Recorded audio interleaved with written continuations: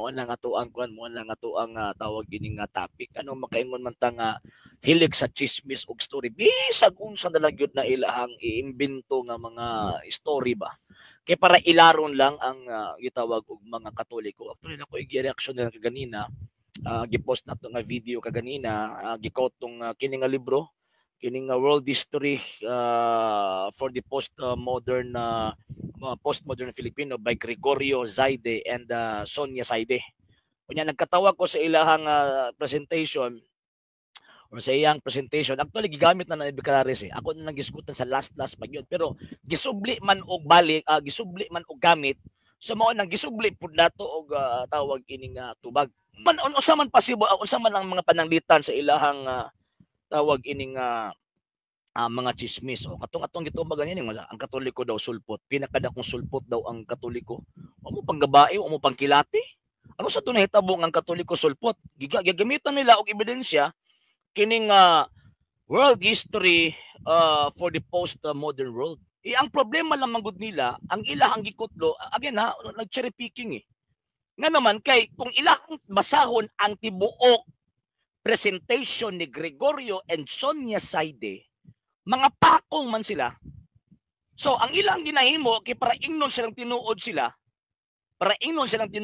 mingon din sila nga, nasulat diri. Ang ilaharang basahon, katura po ang ilahang tawag ining mauyunan. O, si magingon din the Eastern Orthodox Church, the second largest branch of Christianity, survived. The Orthodox Church is the oldest branch of Christianity, older than the Roman Catholic Church. Tanawa, sulpot ng Katoliko kay mas older pa man ng kuan. Older pa man, mas tigulang pa man daw.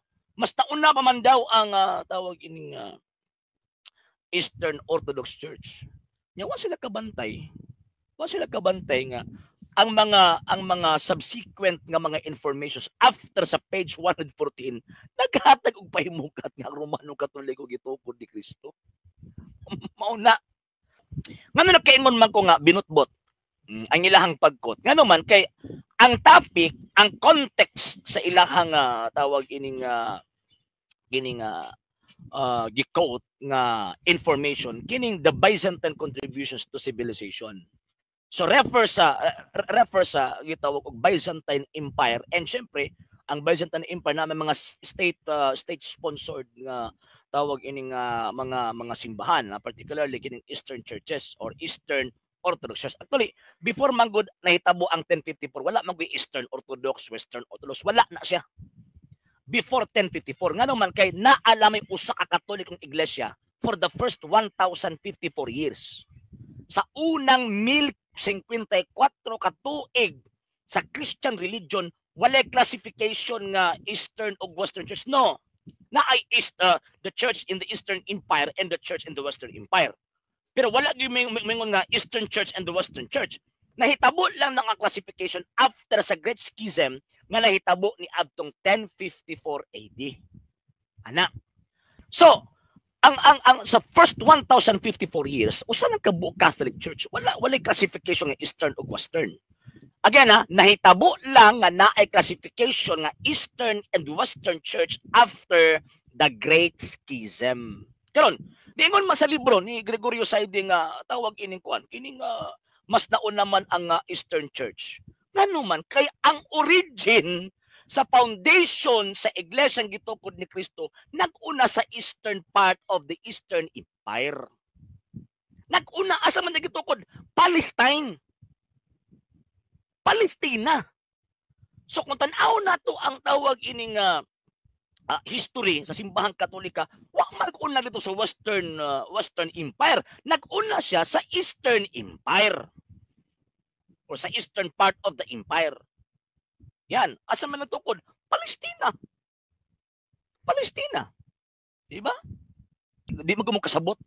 Magkutlo-kutlo, mamuramog si tawag ining Bacalaris ba nga, kutlo-kutlo niya pagkaman, di sumpayan. Kanang inyong libro, gisian ninyo na pagkaman, himuan ninyong ilo. Bis mo gamit mong tissue, himuan ninyong ilo, kay kung naraman ninyo ni basahon, di man mumubasa sa tibuok presentation ni Zaide. So, unsa di buot ipasabot ni Zaide din nga mas older ang Eastern Orthodox Church kung i-compare sa Roman Catholic Church. Again, refer na nagapunting ka na sa patriarchates and at the same time sa mga dioceses, itong existence sa mga dioceses. Nga naman kaya ang mga apostol nag-una man sa eastern part of the empire. Pero same apostles kana nag-establish sa eastern churches, same apostles ang nag-establish dito sa western church. O, libro gyapon. Mao gyapon libro atong gamiton kining ginagamit ninyo pagpamutbot ba? No ni naa sa page 117. Page 117 nagingon. Christianity spread westward from Palestine to Rome. Asa man din nahimutang ang tawag in Palestine? Western? Western Empire? Mr. Rahal? Asa na nahimutang dihay? O pagtuon sa geography. As the apostles spread the gospel of Jesus, they found more fertile ground in the west. So buot ipasabot, kung ikumpara ang tawag ining sitwasyon sa Christian life, sa Christian existence, sa eastern o sa western, mas grabe ka fertile. Mas grabe, nakita nila nga mas grabe ang tawag ining development paglambo sa Christian church kung ilang isabwag dito sa gitawag og Western Empire. Sa West, asa man di ang West, katong trono sa emperador, asa rapit, Roma. Sa hindi pa po nakapag-follow sa mga pages po natin, i-follow nyo po yung mga pages po natin, RJ Horolanciano II, TV Apolia Punto Argumento page, Kuya Apologist TV page, and RJ's Vlog 2022.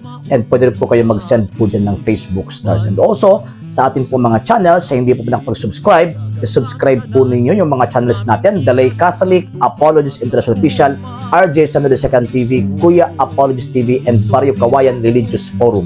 And pwede rin po kayo mag-send po dyan ng super sticker, super chats, and super thanks. And maraming salamat po sa mga kapatid at mga Katoliko na ulis pong tumutulong sa programa po natin. Maraming salamat po. Nang dahil po sa tulong at suporta po ninyo, ang programa po ito, until now, andito pa rin po sa social media. And until now din po, nangangailangan pa rin po tayo sa tulong at suporta po ninyo dahil wala po kami magagawa rito mga sir, mga ma'am, kung wala po yung tulong at suporta po ninyo. Sa gusto pong tumulong, sa gusto pong sumuporta, pwede po ninyong ipadala ang tulong at suporta po ninyo sa pamamagitan po ng ating mga account numbers dyan po sa ating pong screen. And pwede nyo po kaming i-message sa ating pong page kung via remittance po yung papadala po ninyo. Maraming salamat po in advance.